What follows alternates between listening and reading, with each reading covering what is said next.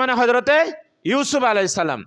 চতুর্থ আসমানে হযরতে ইউসুফ আলাইহিস সালাতু ওয়াস সালামের সাথে সাক্ষাৎ হওয়ার পরে জিবরিল আমিন চতুর্থ আসমানে চলে গেলেন। সুম্মা আরাজা বিনা ইলাস সামাইর রাবিআ, হযরতে জিবরিল আমিনকে নিয়ে চলে গেলেন আল্লাহর রাসূল। ফাফতাহা, জিবরিল দরজা খটখটাইলেন, দরজা খুলে দেওয়া হলো। কিলা মান হাদা, তিনি বললেন হযরতে ইদ্রিস আলাইহিস সালাতু ওয়াস সালাম চতুর্থ আসমানে আছেন। হযরতে ইদ্রিস আলাইহিস সালাতু ওয়াস সালাম চতুর্থ আসমানে যে হযরতে ইদ্রিস আলাইহিস সালাম জিজ্ঞেস করলেন আপনি কে?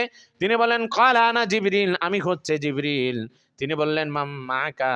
ক্বালা হাদা, আপনার সাথে যেই ব্যক্তিটা আছে সে কে? হযরতে জিবরিল আলাইহিস সালাম বললেন যে মুহাম্মদ, আমার সাথে মুহাম্মদ আছে। ইদ্রিস আলাইহিস সালাতু ওয়াস সালাম তার সাথে সাক্ষাৎ করলেন, অর্থাৎ আমার আপনার নবীর সাথে সাক্ষাৎ করলেন। সাক্ষাৎ করার পরে আমার আবার নবীকে দোয়া দিলেন এবং মঙ্গলের জন্য দোয়া দিলেন। এবং ইদ্রিস আলাইহিস সালাতু ওয়াস সালামের ব্যাপারে আল্লাহ রাব্বুল আলামিন সূরাত মারইয়ামের মধ্যে বলছেন ওয়ারাফা'নাহু মাকানান আলিয়্যা, আমি ইদ্রিসকে সমুন্নত মর্যাদায় উন্নত করেছি। বলেন সুবহানাল্লাহ। আমি হযরত ইদ্রিস আলাইহিস সালাতু ওয়াস সালামকে সমুন্নত মর্যাদায় উন্নতি করেছি। চতুর্থ আসমানে হযরত ইদ্রিস আলাইহিস সালাতু ওয়াস সালামের কথোপকথনের